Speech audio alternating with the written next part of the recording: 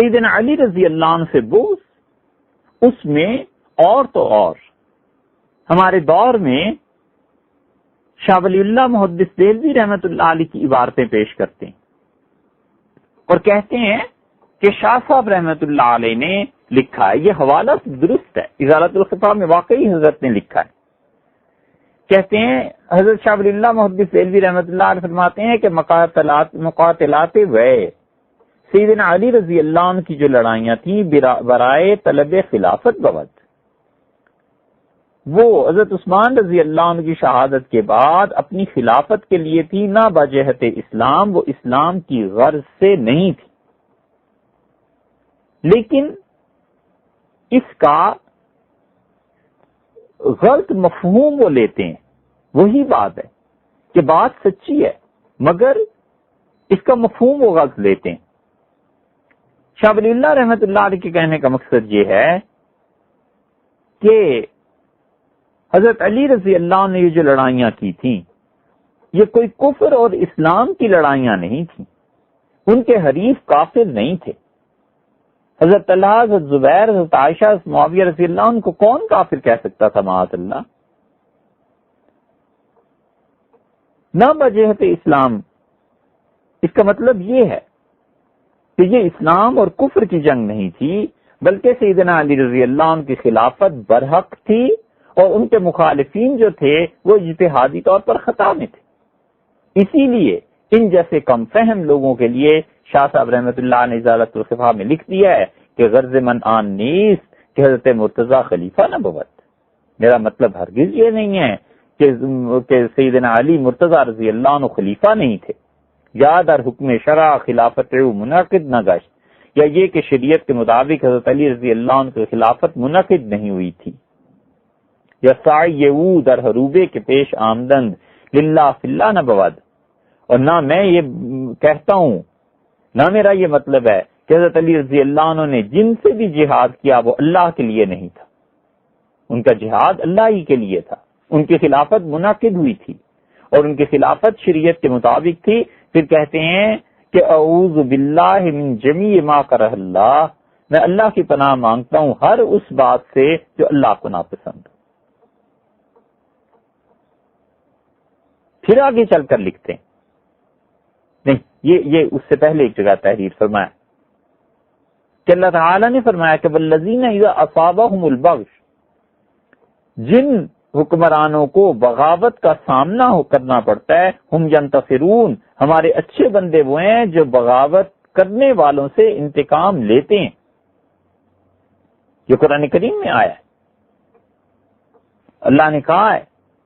کہ ہمارے جن اچھے بندوں کو خلافت ملتی ہے پھر ان کے خلاف بغاوت ہو جاتی ہے تو باغیوں کی سرکوبی کرنے کے لیے ان سے بدلہ لیتے ہیں، خلافت کے استحکام کے لیے بغاوت کو دباتے ہیں۔ شاہ ولی اللہ رحمۃ اللہ علیہ کہتے ہیں زیرا کہ در ایام خلافت او امرے کے واقع شد، یاد رکھنا چاہیے کہ یہ آیت حضرت علی رضی اللہ عنہ کے حق میں ہے، کیونکہ ایام خلافت جب ان کی خلافت قائم ہوئی ہے تو خاص بات جس میں وہ بالکل تنہا منفرد تھے پورے دور خلافت میں، پورے 30 برس میں مراد ان کی ہے، متفرد بود قتال وغات، وہ باغیوں کا قتل ہے جو کسی کو پیش نہیں آیا سوائے سیدنا علی رضی اللہ عنہ کے۔ تو حضرت علی رضی اللہ عنہ کی خلافت کی یہ خاص بات ہے کہ اللہ نے جو کہا تھا کہ خلافت کے استحکام کے لیے وہ باغیوں کی سرکوبی کرتے ہیں، یہ امیر المومنین مولا علی سیدنا علی رضی اللہ عنہ کا کارنامہ ہے کہ انہوں نے یہ کیا اور یہ آیت ان کے حال کے مطابق ہے۔ تو جو لوگ حضرت علی رضی اللہ عنہ کے لیے حضرت شاہ ولی اللہ رحمۃ اللہ علیہ کا حوالہ دیتے ہیں، انہیں پتہ نہیں فارسی بھی پڑھنا آتی ہوگی یا نہیں آتی ہوگی۔ ہمارے دور میں ان لوگوں کو اگر دیکھنا ہو تو ان کی چند ایک خاص خصوصیات ہیں، یزید کی تعریف کرتے ہوئے ملیں گے کہ یزید اچھا تھا،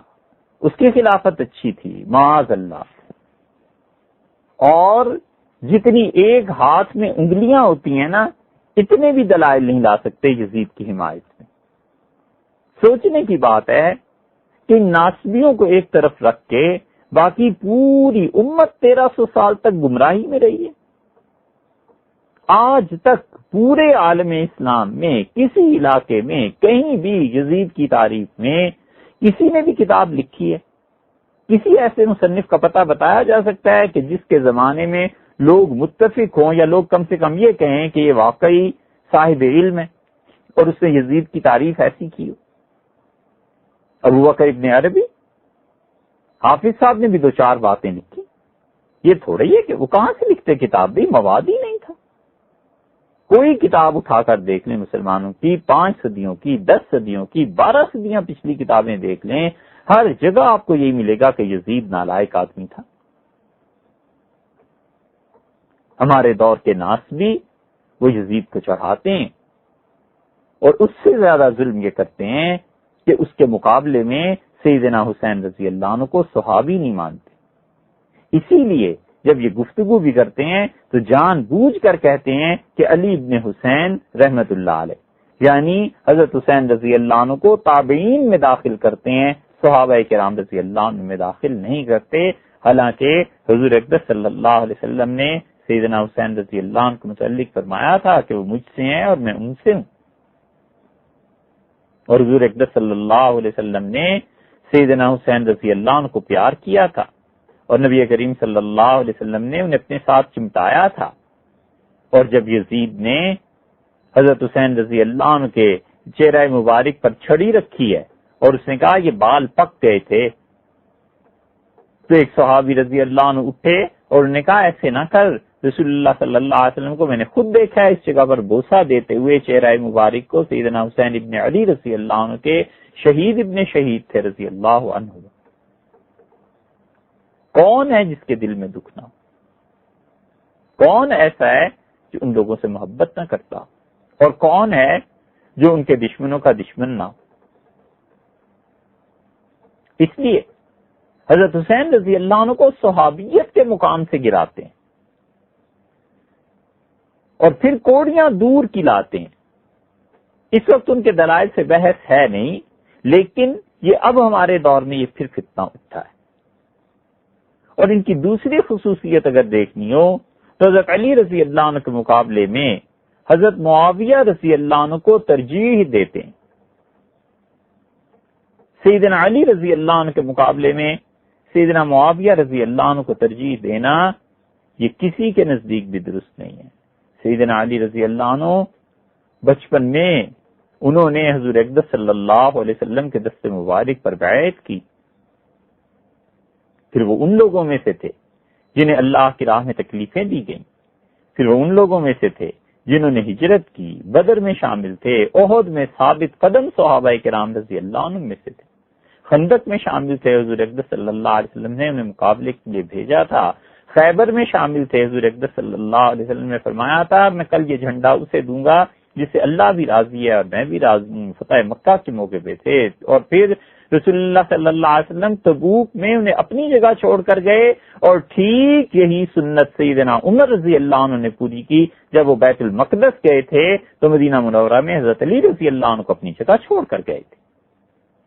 حضرت عمر رضی اللہ عنہ سے زیادہ سیدنا علی رضی اللہ عنہ کا قدردان کون ہو سکتا تھا؟ وہ جانتے تھے کہ ان کے نبی نے اعتماد کیا تھا ان پر جب وہ تبوک میں تشریف لے گئے تھے، اور انہوں نے بھی اسی پر اعتماد کیا، اسی ہستی کے حوالے خلافت کر کے گئے جب یہ خود بیت المقدس گئے تھے رضی اللہ عنہم وصلی اللہ علیہ وسلم.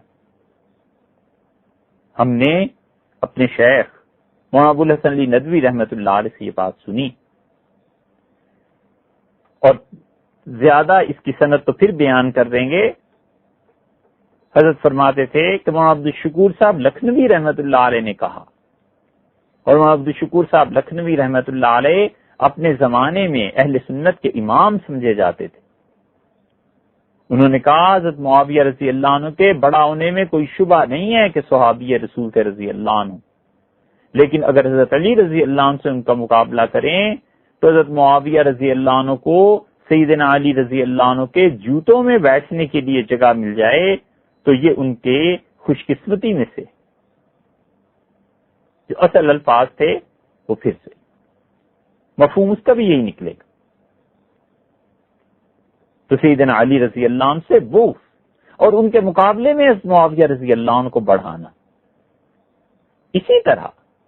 یہ جتنے ناسبی ہیں آج کل کے، یہ سب یزید، حجاج ابن یوسف اور ان لوگوں کو بہت زیادہ بڑھا چڑھا کر پیش کرتے ہیں، اور بنو امیہ کی اتنی حمایت کہ بنو ہاشم سے اچھی طرح لوگوں کو نفرت پیدا ہو جائے، معاذ اللہ۔